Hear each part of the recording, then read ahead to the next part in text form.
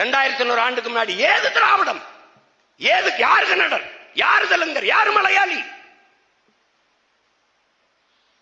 நீங்கள் வரையறுத்திருக்கிற இந்த திராவிட இனக்குழு என்றால் கூட அவ 1800 1200 தானே. அப்ப 2100 ஆண்டுக்கு முந்தையது என்று சொல்லுவார். இதுவே தோராய கணக்கு தான். அவர் சொல்ல மாட்டான். உன் நிலத்தின் வளத்தை சுரண்டி கொழுக்க வருவான். கேரளாவுக்கு வந்த அணு உலை நிராகரிக்கப்பட்டதற்கு காரணம் என்ன? இந்திய கம்யூனிஸ்ட் கட்சி, இந்திய தேசியம் பேசும், இன்னும் சர்வதேசியமையோட கூட கூட பேசும். காங்கிரஸ் ரெண்டு தான் ஆளுகிற கட்சி, எதிர்கட்சியா மாறி மாறி இருக்கு. ஏன் அந்த நிலத்தில் காங்கிரஸ்காரர் ராஜீவ்காந்தி ஒப்பந்தம் போட்டு கொண்டு வந்த அணு உலை தானே ரஷ்யாவில இருந்து, அதை ஏன் கேரளாவில் வைக்கல? கேரளாவுக்கு தான் போனது முதல்ல. அவன் எழுந்து சொன்னான், நான் வெளிச்சத்தில் வாழ்வதை விடமும் உயிரோடு வாழ்வது மேன்மையா முக்கியமானது, எடுத்துட்டு போய் எனக்கு வேண்டான்ட்டான். அங்கே வேண்டாம் என்று விரட்டி அடித்த காங்கிரசும் கம்யூனிஸ்டும் இந்த நிலத்திலே இடிந்த கரையிலே நிறுவும் போது, நிறுவி அதை எதிர்த்து போராடும் போது இங்கே அணு உலை வேண்டும் என்று நம்மளை எதிர்த்து போராடினார்கள். எப்படி இந்தியம்? செர்னோபில்ல வெடிச்சிருச்சு, கோப்பர்ச்ச விழுந்து பேசுறாரு. இது ரஷ்ய தேசத்திற்கு மட்டுமல்ல உலகத்திற்கு ஏற்பட்ட பேரழிவு, பேரிழப்புங்கிறாரு.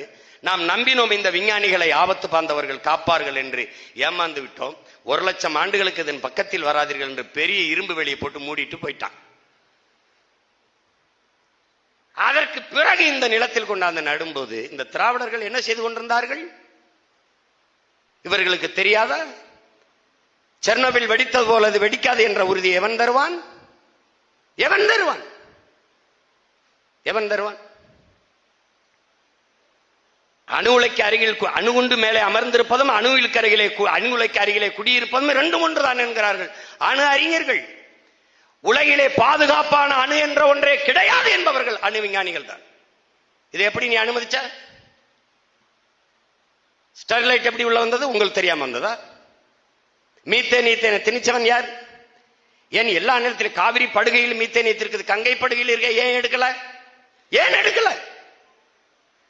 இந்தியாவில் எல்லா நிலத்திலையும் மலைகள் இருக்குது, என் நிலம் தேனியில் மட்டும்தான் நீ நீட்டின ஆய்வு செய்வியா? ஏன் வேற இடத்துல செய்ய முடியாதா?